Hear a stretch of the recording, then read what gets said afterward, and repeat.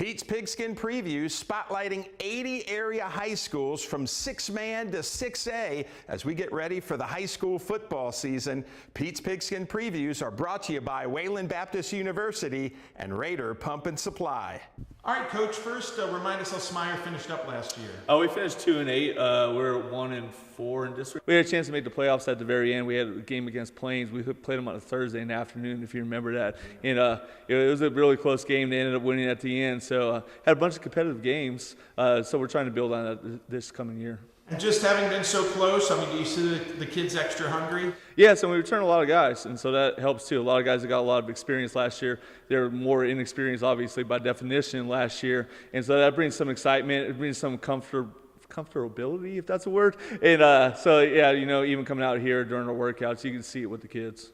How many starters are back offense, defense? I believe we're bringing back 9 or 8 or 9 on offense, and it's very similar on defense. So we lost some seniors, but we had a lot of guys get some rotation playing time. It's always funny when you do that and like talk about this, and it's like, that's a lot of people. Well, yeah, we had different guys starting different games, you know. So if a guy started 5 games, he counted as a starter, and, you know, it's significant playing time. And yeah, so we got about 8 or 9 on both sides.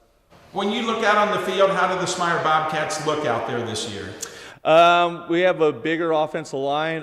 You know, we have 3 seniors on that offensive line with 4 returning starters, returning running back, returning quarterback, returning receiver. So a lot of guys there made a lot of plays last year. We should have a decent running game because of it, and quarterback throws really good football, and pretty athletic guys as well. And not extremely deep, not that uncommon at a 2A.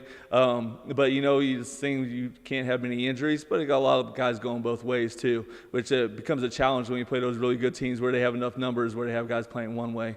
So we got a lot of experience, some athleticism, some big guys up front. It's just not very deep.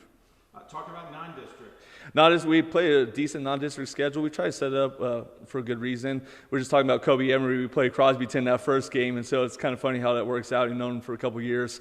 So we play Crosbyton. We go Floyd Data, who's usually pretty good. We played Rawls first, actually, before that. Again, pretty good. They finished pretty well in district last year. I think they won that district at the end. You know, we play those, and we go Clarendon and Cross Plains. And, again, pretty good teams early on.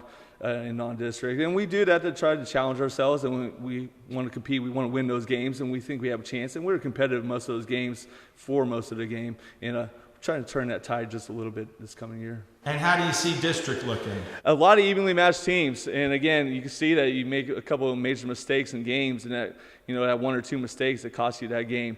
Even goes, like I said, we played that last game of the season, and we had a chance to make the playoffs. And I think, again, very competitive as far as we're evenly matched. The cream of the crop's New Home. Obviously, they went so far last year, and they have great coaching staff. All these teams we play, the coaches are awesome to work with. And our district's no different. We're just talking about Coach Riker over at Ropes, and, you know, got to watch him over at Post a little bit. You know, we didn't play against them. They're one size bigger, but, you know, he's a great coach just by watching them.